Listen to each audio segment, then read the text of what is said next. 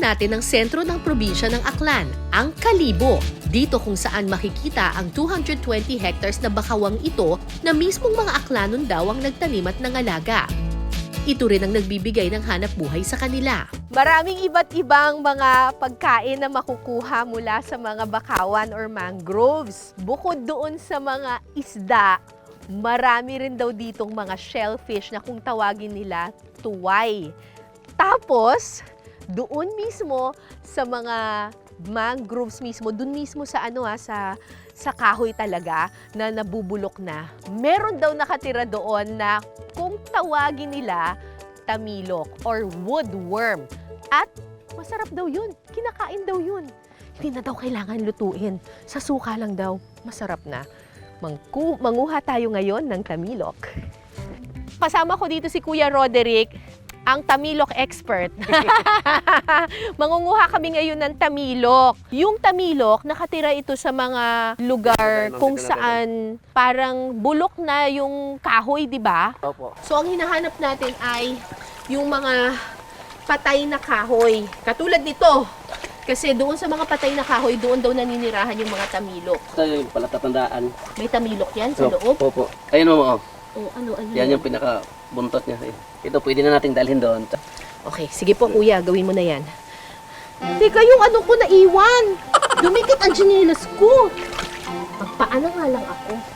Ang baho dito. Ayan, maglalakad na lang ako, magyayapak. Oh my gosh, baka matusok yung paa ko. Gamit ang lagari o itak, hahatiin muna sa gitna ang kahoy para makuha ang mga tamilok sa loob. Pwede rin itong itaktak para mahulog ang mga tamilok.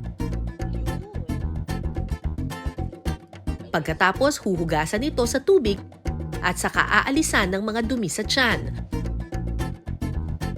Pag malinis ng tamilok, pwede na itong kainin kasama ng suka. Okay, pwede na. O, kainin na.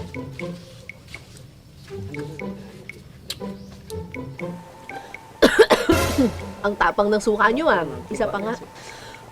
Wait lang, ang tapang ng suka nila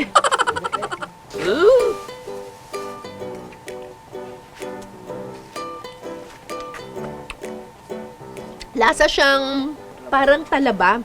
Pero masarap din kasi yung suka ninyo no? Parang tuba yung yung suka kasi. Tapos, ayun, malambot na malambot siya.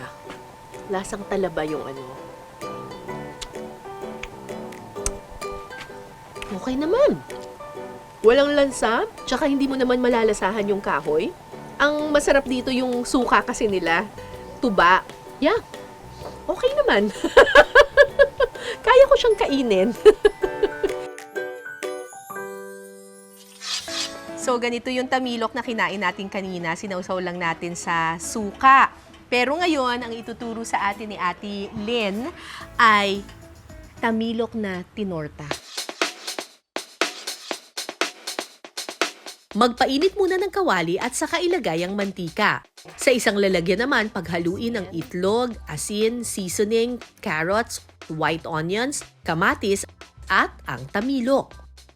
Kasi yung tamilok kasi para siyang lasang oyster. So parang oyster cake yung peg nito. Yes po.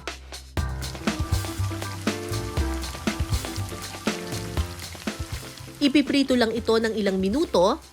Kapag nabuo na, pwede na itong hanguin. Ready na ang ating tortang tamilok. Okay. Tortang tamilok. Tikman na natin.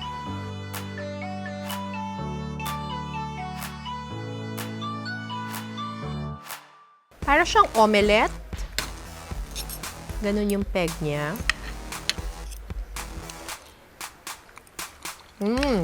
Actually, hindi mo naman nalalasahan yung tamilok masyado.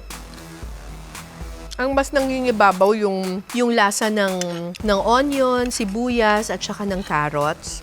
Alam niyo yung Spanish omelette? Yung sibuyas at saka kamatis, tapos na omelette. Parang ganun yung peg niya. Actually, perfect ito kung kunyari medyo ayaw ninyong kumain ng tamilok na nilagay lang sa sa suka. Ito yung perfect way para makakain ka pa rin ng tamilok, lulutuin mo siya at ilalagay mo siya sa isang omelette. Pwede siya for breakfast. Hmm.